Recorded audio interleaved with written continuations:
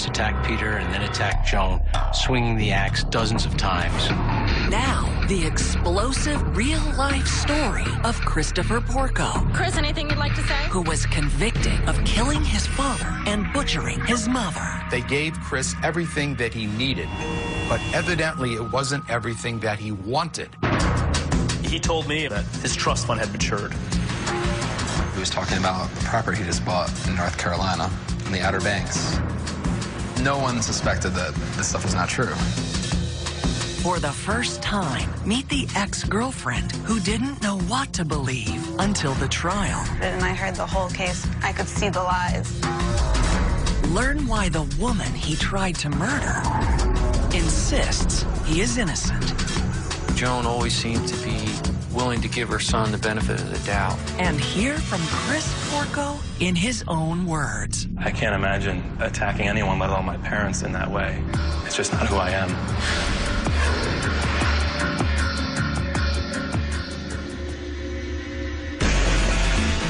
Bethlehem, New York, a small town just outside of Albany, the state capital. Population, about 35,000. It's bucolic. It's a typical suburban bedroom community where single-family homes have overtaken farm country.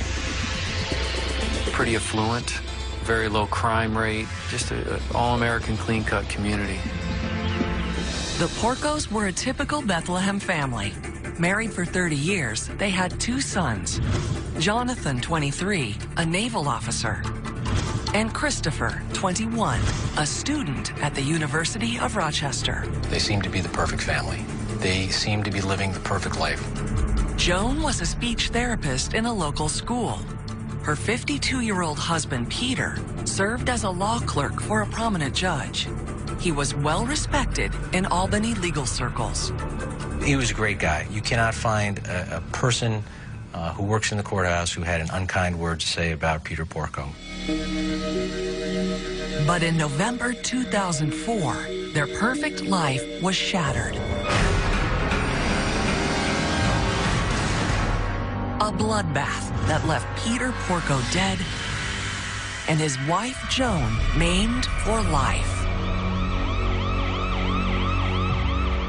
Today, the convicted killer sits in a maximum security prison in upstate New York. None other than Joan and Peter's youngest son, Chris. Though the justice system has found him guilty, Chris tells a different story. I would never do something like that. I can't imagine attacking anyone, let alone my parents, in that way. It's just not who I am.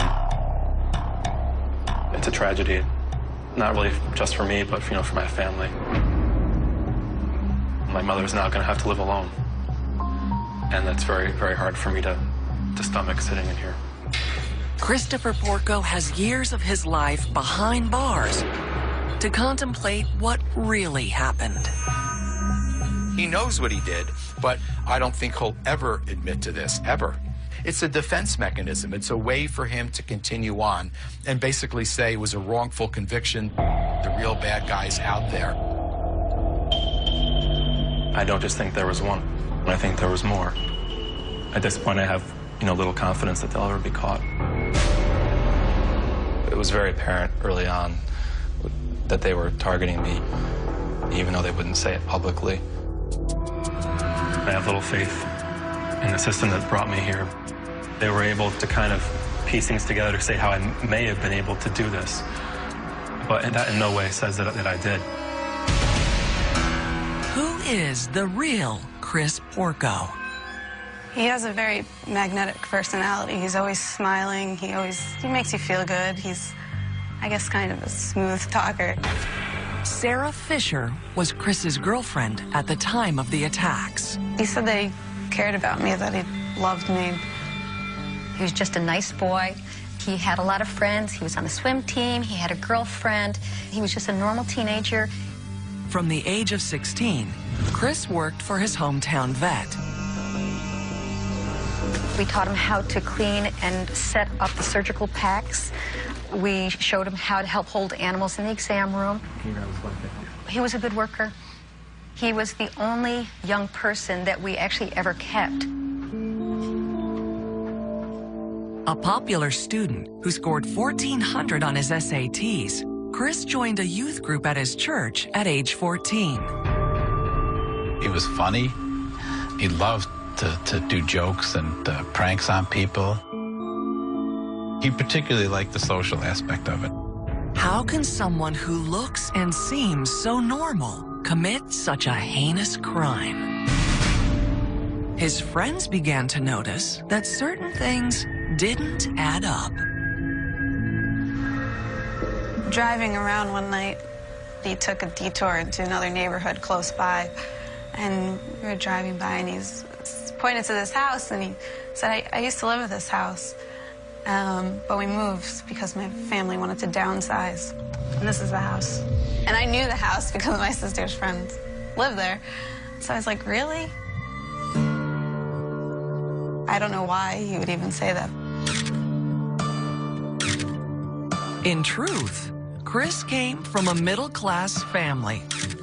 His parents weren't wealthy.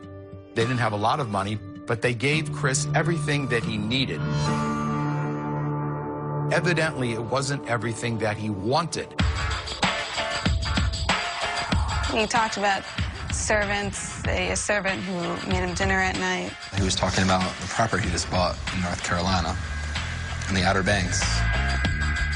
He said that it had like a jacuzzi on the roof or something, you know, this elaborate, huge house. I'm like, that's great, man. Like, let's go right now. Like, that's so cool. He would come up with some reason why he couldn't go there, and so it never happened. He'd back out. It wouldn't be uncommon at all for people to exaggerate a little bit in terms of their background, their family, and so on. But Christopher took this to a whole new level. When you look at this psychologically, this indicates an enormous feeling of inadequacy, insecurity, and low self-esteem. When Chris left home for college and pledged a fraternity, his lies only got bigger. He told me on a car trip we took once that his trust fund had matured and that he had an account in the Caymans. He ran into one of his friends, and he was like, you know, Chris, I hear you're a millionaire. We wanted to go backpacking in Europe. And I was like, yeah, but I don't have all that money. I don't know if I can afford the plane ticket. He's like, you know what, I'll buy a cabin on the plane, and we'll stay in a cabin and fly over. I'm like, you can buy a cabin on an airplane? He's like, yeah, I do it all the time. He tried very, very hard to be a big shot, to be something that he wasn't. To say that he wasn't comfortable with who he was is an understatement of the century. No one suspected that this stuff was not true. You know, like, why are we going to doubt our good friend? Chris kept suspicions at bay by spending lots of money on his friends. He'd buy all the alcohol for a party. We're talking like $200, $300 worth of alcohol. Just like, I got it. Are you sure, man? No, I got it. In one instant, he bought a vending machine for our hall. But where did the money come from? In 2002, police investigated a burglary at the Porco residence on Thanksgiving Day when the family was at home. Detective Chris Bowdish was the responding officer. I just happened to be the one that went to that house. 2 laptop computers were missing. The only sign of a break-in was a window screen that was cut open. It was made to look like someone had gone through that window. It's just a bizarre stage burglary is what it was. And the cops at that time didn't give it a lot of thought. We investigated it. It was always hard to get information on it. We never quite were able to close the case. Little did Detective Bowdish know that he would return to the house 2 years later to investigate a much bigger crime. Murder. Coming up. So I run upstairs. I turned to look in the master bedroom, and the whole room was covered in blood.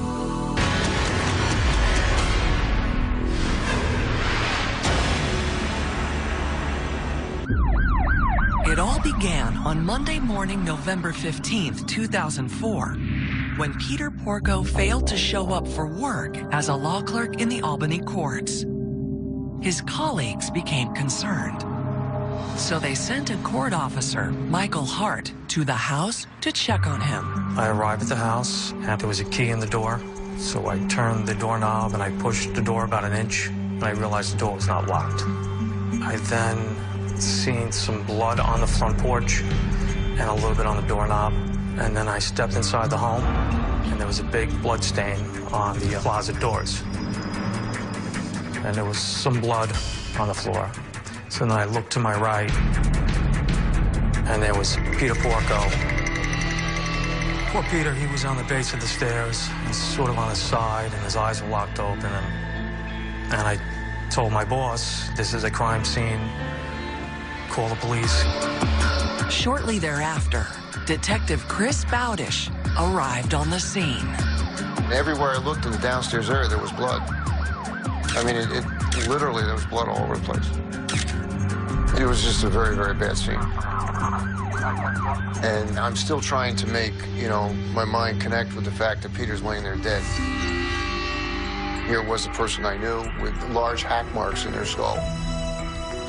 It was just overwhelming at the moment. And then officers told him there was another victim upstairs. So I jump over Peter and run upstairs. I turn to look in the master bedroom, and the whole room was covered in blood. Detective Bowdish says he saw a female lying across the bed.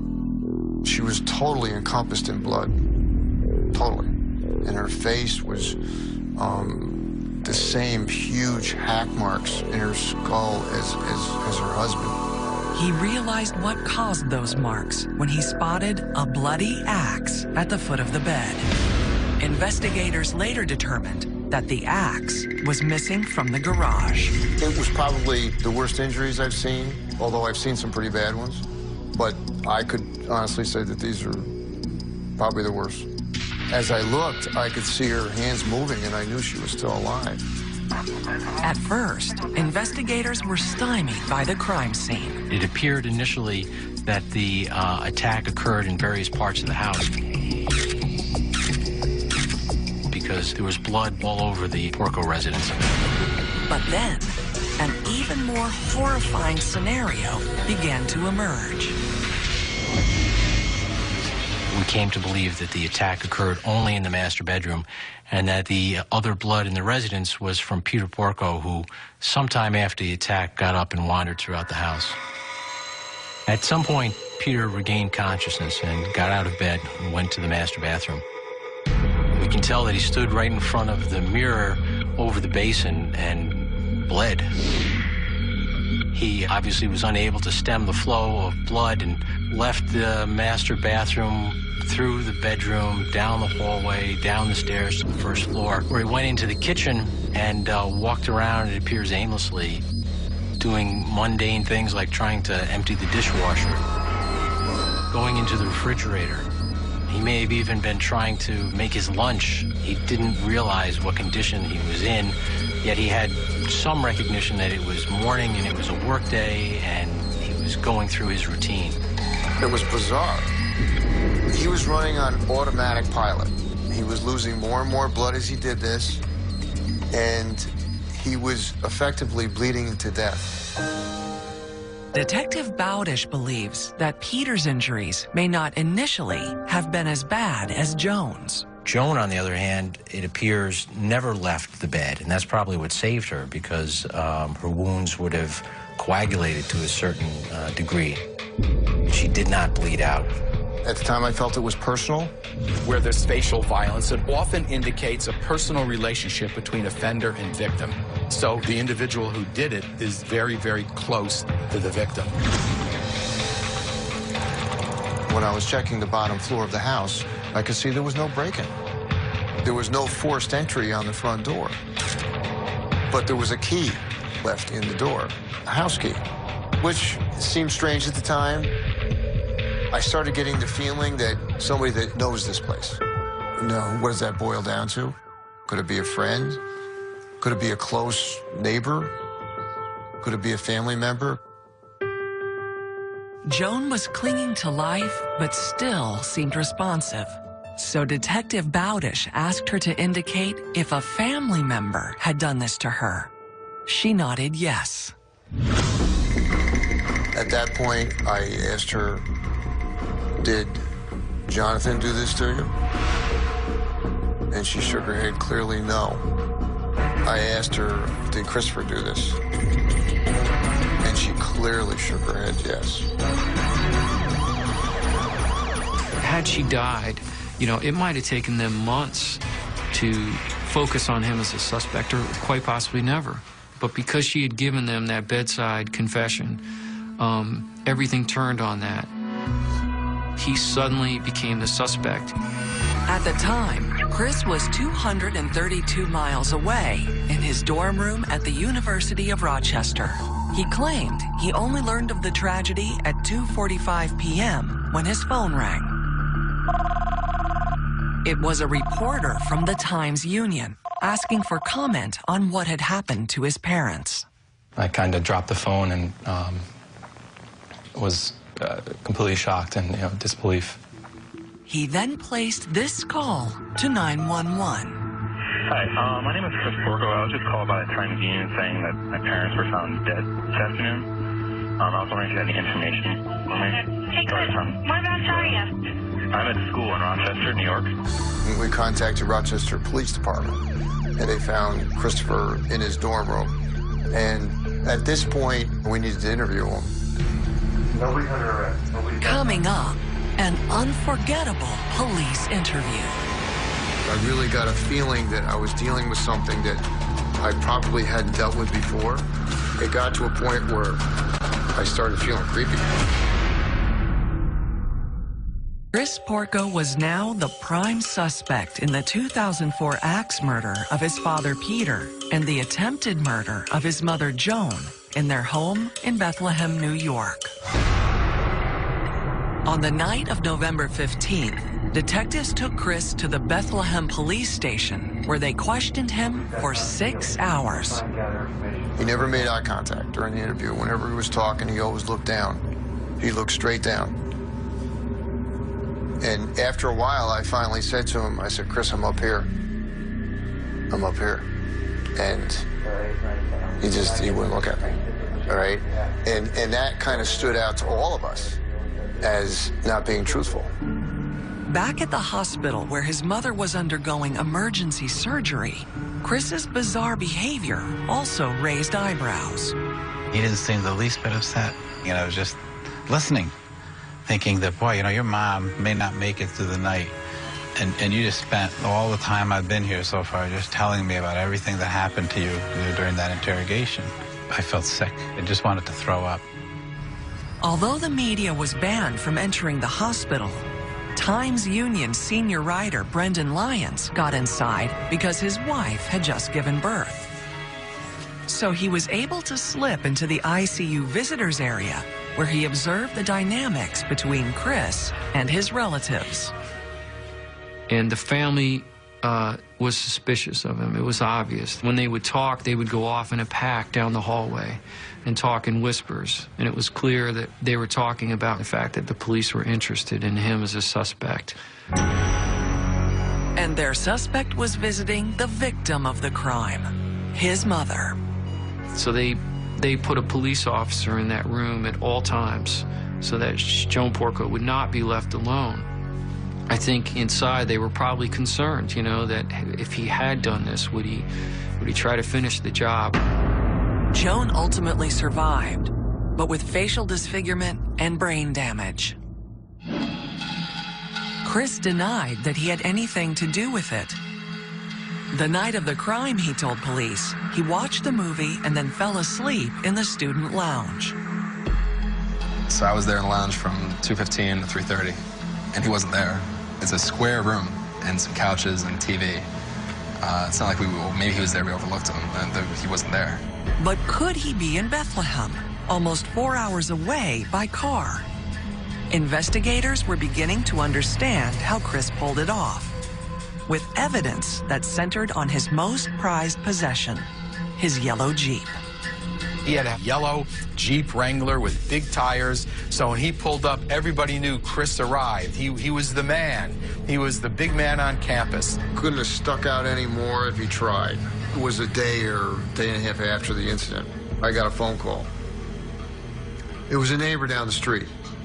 The neighbor, Marshall Goki, reported that he had seen the Jeep in the Porco's driveway at about 4 a.m. the morning of the crime when he was leaving for work. No doubt in my mind whatsoever that Jeep was parked in that driveway. Over the summer, he was always driving up and down the street. Always got the music cranked right up. Typical kid. But when the detectives impounded the Jeep, they were in for a big surprise. There wasn't a trace of blood in the car or an indication of a cleanup. They also didn't find any blood evidence on Chris's clothes or belongings. Investigators believed they knew why. Christopher works in a veterinary hospital. He's been trained how to avoid contamination. He works in the operating room. He cleans up in the operating room. And he took significant precautions to avoid leaving any traces of blood. Besides the lack of forensics, they also were dealing with an even bigger setback when they lost their only eyewitness. Although Joan Porco had originally implicated her son in the crime, she now recanted and said she didn't remember doing any such thing.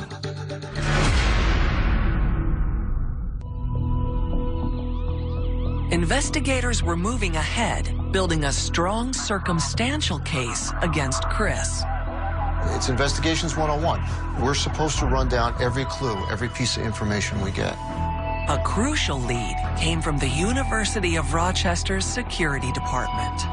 They told us that they had brand new cameras all over the campus to the tune of 60 cameras. And they said, we have a yellow Jeep leaving the campus at the time in the evening that you specified. This helped detectives piece together a timeline that implicated Chris in the attacks. Saturday, November 14th, 10:30 p.m. We have surveillance tapes that show his vehicle leaving the campus and traveling in the direction of the New York State Thruway. 10:45 p.m., exit 46 in Rochester. The toll collector remembers the Jeep and remembers a young person coming through. Now we're starting to get the times down and everything because the tickets have times on them. Sunday, November 15th, 1:51 a.m. He gets off at exit 24 in Albany. There's a teller down there that says they saw a yellow Jeep come through. 2:14 a.m. at the Porco house. The burglar alarm is deactivated with the master code. Then he went into the garage and got an axe. He went upstairs to the master bedroom where he stood on Joan's side of the bed and first attacked Peter and then attacked Joan, swinging the axe dozens of times, inflicting horrific injuries to their head and to their face. 4 a.m. The neighbor sees Chris's Jeep parked in the Porco's driveway. He stayed in the house for about 2 hours, and then he fled into the night. Then 4 hours later, at 8:30 a.m., the college cameras pick up the Jeep again. Coming back from the same direction, you see him going back on campus. I mean, that is a huge piece of evidence. But it doesn't show that I did it. They could have made a timeline for anyone to fit. There are millions of people all over the country who could have had their own little timeline that could have fit perfectly with the police's theory. And they chose to present the one that they made for me. The timeline wasn't the only evidence that implicated Chris. Investigators say he had also staged the crime scene to make it look like a burglary. Anytime you have a staged crime scene, the likelihood that there was a relationship or connection between offender and victim is extremely high because that's why they're staging it. They know that they're a logical suspect, and so this is an example of another genius trying to get away with a perfect crime. What did Porco do? He smashed the alarm keypad. He went outside the house to the telephone pole where he cut the phone wires, and then he cut the screen to the window in the garage.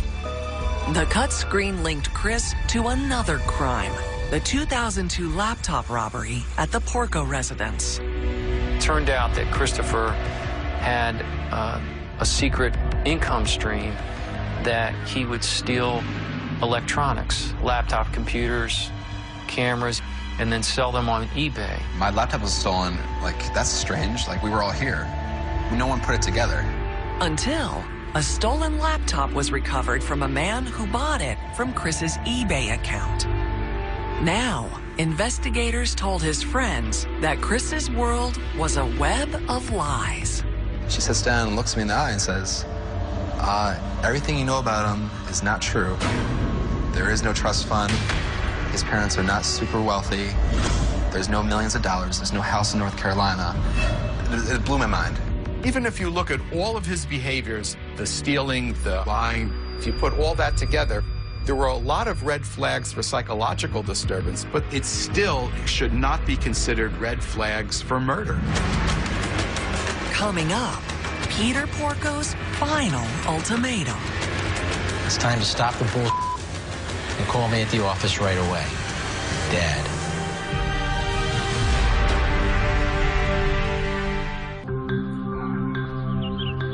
What was going on behind closed doors in the Porco home?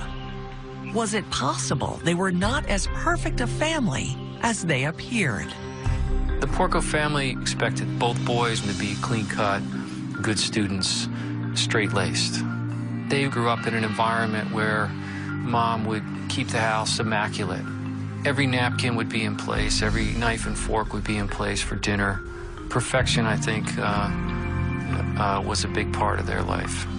The eldest, Jonathan, seemed to thrive on the strict, structured home life. Jonathan was the type who would take an elaborate Lego set and make something from it. Christopher would come along and smash it all to pieces. Jonathan always excelled in school, but when Chris grew up, he struggled academically. You got this sense that even as a young age, that maybe Christopher resented his brother's ability to stay focused, to do well on things. And where with Chris, maybe it was taking a shortcut in life, cheating rather than studying. Already on academic probation, Chris was suspended from the University of Rochester first semester sophomore year. He received 3 Ds and an E. I had a lot of friends who were getting on probation or who, didn't get the grades they should have. To say, that that's a reason for killing your parents, again, it is ridiculous. There's so many people I know who would have attacked their parents by now if that was the case. Chris told his parents a professor lost his final, and that was why he flunked out. A brief stint in community college also ended in failure. He forged a transcript of community college grades in order to get readmitted to the University of Rochester. He got back into school, and he fooled his parents into thinking that the University of Rochester had made a mistake. Telling his parents the school was waiving his tuition as amends for his unfair suspension, he then committed a felony. He forged his father's signature on a loan for tuition at the University of Rochester. Chris borrowed $31,000 in his father's name, a desperate act that would push matters to a breaking point. Fortunately for lead prosecutor Mike McDermott, Christopher left a trail of evidence because he insisted on communicating with his parents by email. He constantly avoids any phone contact.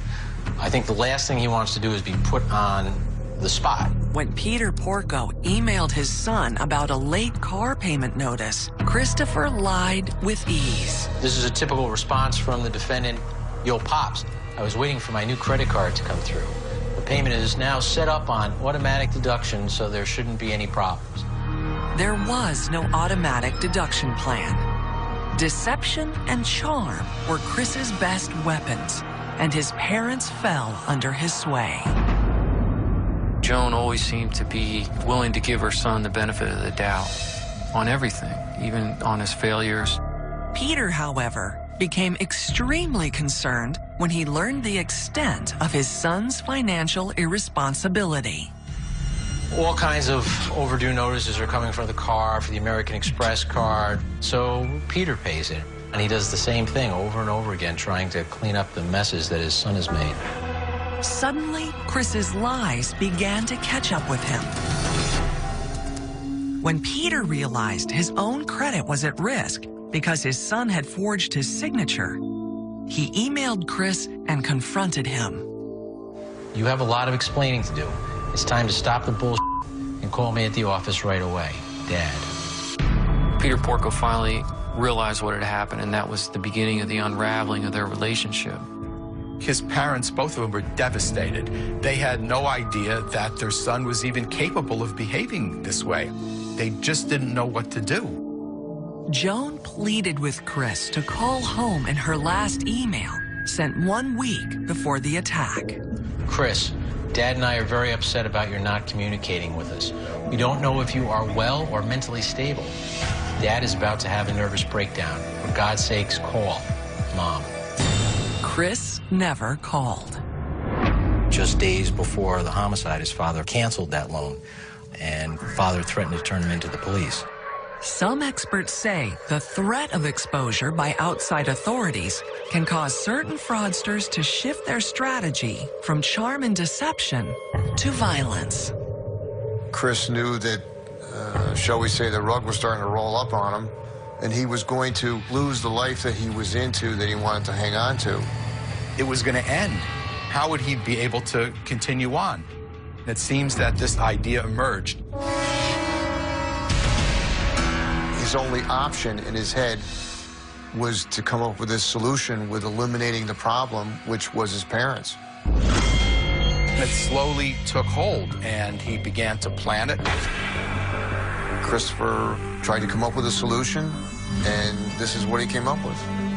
It was a way out of this parental pressure, was to get them off his back, that he would no longer feel that pressure of you lied, your grades are no good, you forged loan applications. But most people, of course, wouldn't turn to murder. One of Peter's last acts before he died appears to have been paying his son's overdue parking tickets. The envelope was found with his fresh blood still on it.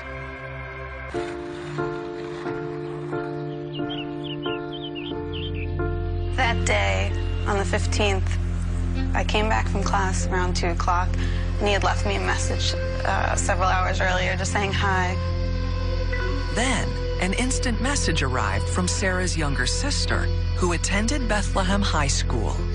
She was on the school bus going home, and she saw yellow police tape up, and she said something happened at his house. Sarah forwarded her sister's IM to Chris. He told me he was going to try to call the police. After an hour, around like 3 o'clock, he IM'd me and said, "My parents are dead." There was very little emotion behind it. I was upset and scared. Chris, anything you'd like to say? Think you'll get bail, Chris? After the year-long investigation, Chris was finally charged with murdering his father and attempting to murder his mother. Yet at his indictment, Joan was by his side, insisting on his innocence. She wrote letters to the Times-Union. She wrote letters to the prosecutors. She begged them to find the killers. And she believes that no one has listened to her. Chris's attorney. Until it's shown in court or proven in court whether he did this or not.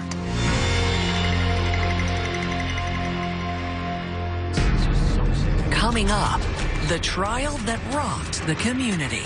You see the victim of the crime embracing the person on trial for the crime.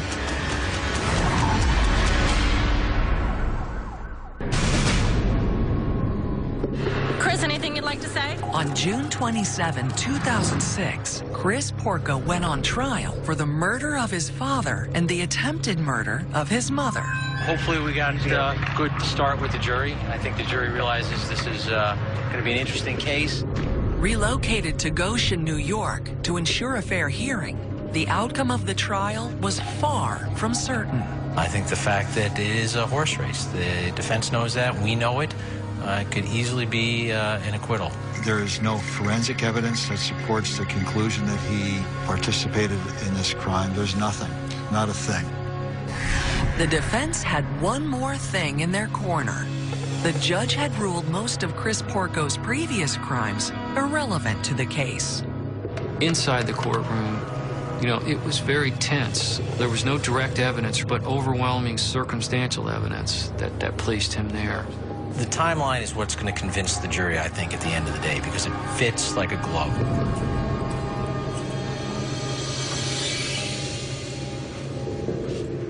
The most anticipated testimonies came from people who were closest to Chris. His brother Jonathan was subpoenaed by the prosecution. Well, I think that you could hear a pin drop in the courtroom. It's emotionally a big moment. He was asked the question, you know, how his relationship with his brother, and he said to the court, you know, it's strained. It is strained. Jonathan's icy demeanor and his testimony that he and Chris knew they would receive their parents' life insurance money spoke volumes. Jonathan refused to look at his brother when he testified. He never made eye contact as he walked in or out of that courtroom or during his testimony. And I think the jury saw that. Unlike Jonathan, Joan publicly proclaimed her son's innocence. Joan was the wild card. She's our victim, but she's also hostile to our position and does not believe her son is capable of this crime. Never had a situation like this, never. Christopher is the product of a loving and supportive family. Since his very early days, he has demonstrated a gentle, kind, and generous spirit. The physical affection Joan displayed for Chris also threatened to undermine the prosecution. You see the victim of the crime embracing the person on trial for the crime, and it's a very disturbing image to deal with. Chris's former girlfriend, Sarah Fisher, was called to testify. I didn't even form my own opinion until after the trial started and I heard the whole case from the prosecution and what the defense had to say. And I could see the lies now. After presenting 85 witnesses and 450 pieces of evidence, the parties delivered their closing arguments. The killer knew the alarm code. Using the master code to disarm the alarm when he went to his parents' house that morning, ladies and gentlemen, was like dropping his wallet at the crime scene. If there had been a print of Christopher in blood, on the axe, on the towels, in the bathroom, in the garage, there was nothing. As the 7-week trial came to an end, deliberations began. Though Chris never took the stand, his message to the jury was clear. To not jump to conclusions and to look at everything, you know, as they should. I think that once you look at the whole picture, it's pretty clear that things just don't add up. What happened next took everyone by surprise. Only 6 hours later, before Chris's mom could return from her hotel room, the jury reached its verdict. No one expected the verdict that quick. I remember Terry Kinlan had a look of shock on his face. He knew that a swift verdict like that was bad for his client. People of the state of New York against Christopher Porco. Count 1, murder in the second degree. What is your verdict? Guilty. Count 2, attempted murder in the second degree. Your verdict? Guilty. You could see blood rush up the neck of Christopher, and so he showed no outward emotion. And then the court officers immediately came behind him and told him to put his hands behind his back, and you couldn't hear anything in the room except those handcuffs clicking on. Well, I was totally in shock. You know, it really didn't set in until, you know, probably 20 minutes after. I couldn't believe it. The evidence was very compelling. Circumstantial though it was very compelling. There was too much that fit into the timeline that we had, and he had no alibi. I still believe that he thinks he did nothing wrong, and he showed no remorse. While many believe justice was served, nearly everyone agreed it remained a tragedy for Joan Porco. The thing that I can't get out of my mind, though, is Mrs. Porco back in a hotel room taking the news that her son convicted. I don't know where she goes from here. I really don't. The indictment was an attack not only on her child, but on her whole family. That she raised a criminal, that her child did not love her or his father. With every ounce of my being, I cannot accept that Christopher could have or would have chosen to butcher us. I believe him to be innocent. With all my heart. Sentenced to 50 years to life, Christopher's appeal was rejected by the U.S. Supreme Court. His former youth minister was left to contemplate the family's message to Chris in his high school yearbook. This is the picture they chose for Chris. And this is their note to him. It says, Christopher, you possess a zest for life. May you always use your gifts with love and purpose, justice and peace. Love, Mom, Dad, and Jonathan.